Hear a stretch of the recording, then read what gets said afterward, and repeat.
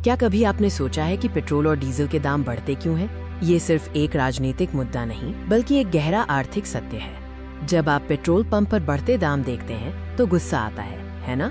लेकिन इसके पीछे की आर्थिक गणित जानना बेहद जरूरी है। ये सीधे आपके जेब पर असर डालता है। शहर की भागती दौड़ती जिंदगी में जब तेल महंगा होता है तो हर परिवार की मुश्किलें बढ़ जाती हैं। आइए समझते हैं कि सरकार ऐसा क्यों करती है। हम आपको 6 ऐसे कारण बताएंगे जो इस पूरी पहेली को सुलझा देंगे। तैयार हो जाइए इस आर्थिक सत्य को जानने के लिए।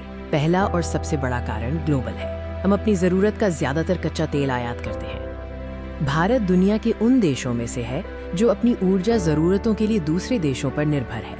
यानी जब तक हम तेल खरीदेंगे अंतर्राष्ट्रीय बाजार का असर पड़ेगा। यही कारण है कि हमें अंतर्राष्ट्रीय बाजार में कच्चे तेल की कीमतों में उतार चढ़ाव को स्वीकार करना पड़ता है। पॉइंट 1। अब बात करते हैं दूसरे महत्वपूर्ण कारण की, डॉलर और रुपए का संबंध। ये खेल ग्लोबल बाजार के नियम से चलता है। जब हम कच्चा तेल खरीदते हैं तो पेमेंट डॉलर में करनी होती है, भारतीय रुपए में नहीं। अगर रुपया डॉलर के मुकाबले कमजोर होता है तो हमें उतना ही तेल खरीदने के लिए ज्यादा रुपए देने पड़ते हैं, जिससे दाम बढ़ जाते हैं। ये है पॉइंट 2 और 3 का सीधा असर। तीसरा बड़ा कारण है सरकारी टैक्स। क्या आप जानते हैं कि पेट्रोल और डीजल की कीमत का एक बड़ा हिस्सा टैक्स होता है?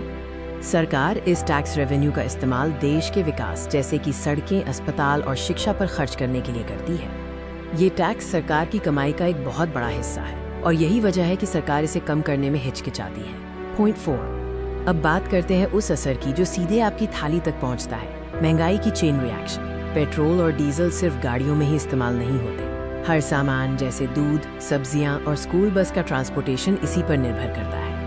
जैसे ही ईंधन महंगा होता है ट्रांसपोर्टेशन कॉस्ट बढ़ जाती है और ये बढ़ी हुई लागत आपके हर रोजमर्रा के खर्च में जुड़ जाती है। पॉइंट 5 और आखिरी लेकिन महत्वपूर्ण कारण, सरकार अर्थव्यवस्था को मैनेज करने के लिए भी दाम बढ़ाती है। कभी कभी दाम बढ़ाकर सरकार बाजार में नकदी के प्रवाह को नियंत्रित करती है, जिससे इन्फ्लेशन यानी महंगाई कंट्रोल में रहे। पॉइंट 6।